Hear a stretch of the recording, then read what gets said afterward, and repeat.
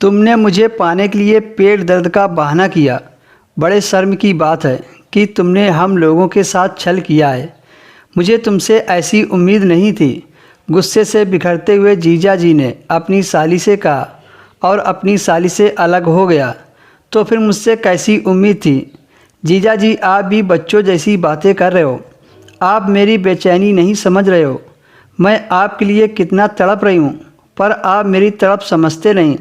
साली पर भी तो जीजा जी की जिम्मेदारी होती है। क्या मैं प्यासी ही बनी रहूँगी?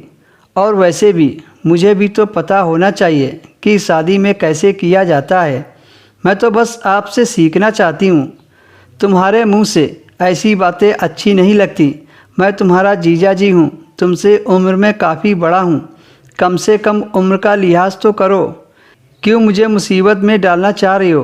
कहते हुए जीजा जी ने दरवाजे की तरफ देखा कि कहीं उसकी पत्नी तो नहीं आ रही है, लेकिन उसकी पत्नी सुनीता दरवाजे के आड़ में खड़ी होकर दोनों की बातें बड़े ध्यान से सुन रही थी। उसे यकीन ही नहीं हो रहा था कि उसकी छोटी बहन इस तरह की हरकत कर सकती है। सुनीता की बहन रानी उल्हाना देते हुए कह रही थी, मुझे खुश करके आप तबाह नहीं होंगे, बल्कि खुश होंगे।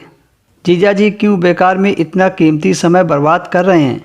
मेरे प्यासे मन को क्यों बुझा नहीं देते? मैं आपका यह एहसान ज़िंदगी भर नहीं भूलूंगी। आइए और मुझे अपनी बाहों में जकड़ लीजिए। और अभी यहाँ पर दीदी भी नहीं है, केवल हम ही दोनों हैं। जानता हूँ, फिर भी मैं तुम्हारी दीदी के साथ बेवफाई नहीं कर सकता। इसलिए होश में आओ, तुम अपने आप को संभालो, क्योंकि हर काम का एक समय होता है। इसलिए अपनी इज्जत संभाल कर रखो, जो तुम्हारे होने वाले पति की अमानत है। मैं तुम्हारे पिता से कहकर जल्दी से शादी करवा दूंगा। जीजा जी, शादी के बारे में बाद में सोचा जाएगा, पहले आप मुझे अपनी बाहों में तो ले लो। इतना कहकर वह फिर से जीजा जी से लिपट गई।